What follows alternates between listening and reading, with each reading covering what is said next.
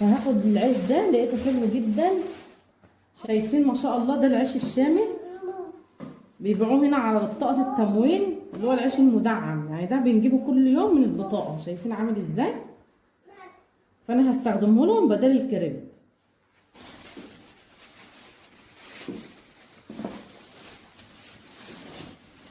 بس كده نشتري بقى بيبسي وكاتشب وحاجات من دي واحنا ماشيين. خلاص بقى هنتوكل على الله. اهم حاجة المفتاح يا جماعة، لان المفتاح ضاع مننا اول يوم وسمعنا كلام.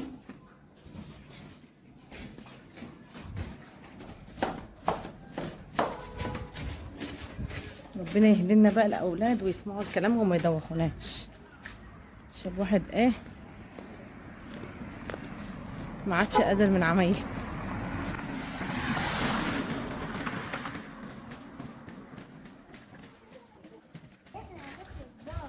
ايه عبيتوا كل حاجه ولا لسه؟